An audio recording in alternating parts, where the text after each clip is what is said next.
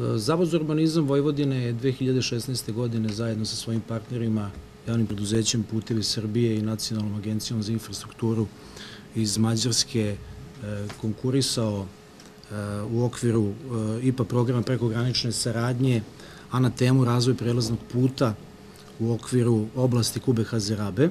U februaru već 2017. godine projekat je finansijski odobren, a u oktobru mesecu 2017. godine potpisan i donatorski sporazum. Naglasio bih da što se Zavoda za urbanizam Vojvodine tiče, ovo za nas nije ništa novo u smislu razvoja prelaznih puteva u oblasti, pograničnoj oblasti sa Republikom Mađarskom. Mi smo sa našim partnerima iz Republike Mađarske do sad imali nekoliko uspešno završenih projekata, kao što su razvoj prelaznih puteva u oblasti Tisa-Sighet-Đala, kao i Bačalmaš-Bajmok, pa i sama revitalizacija prekograničnog putnog pravca Tisa-Sighet-Đala. Sama ideja povezivanja mesta Rabe sa mestom Kubekaza u Republici Mađarskoj nije nova. Ona je podržana kroz planska dokumenta kao što su regionalni prostorni plan Autonomne pokrajine Vojvodine, prostorni plan opštine Novi Kneževac, kao i prostorni plan područja posebne namene infrastrukturnog koridora M24, takozvana Banatska magistrala.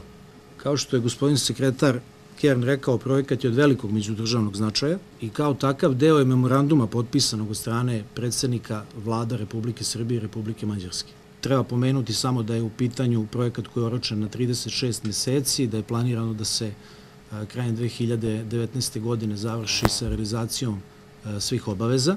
Zavod za urbanizam Vojvodine je preuzeo obavezu revizije projektno-tehničke dokumentacije u skladu sa pozitivno pravnim propisima Republike Srbije, a za 48,7 km puta.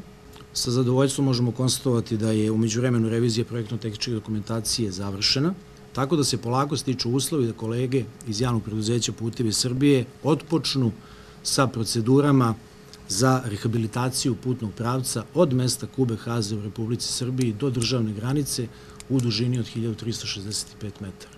Na kraju bih samo još rekao da ćemo realizacijom ovog projekta obezbediti kako prostorne, tako i tehničke uslove za otvaranje budućeg graničnog prelaza između Republike Srbije i Republike Mađarske, a na tromeđi sa Rumunijom.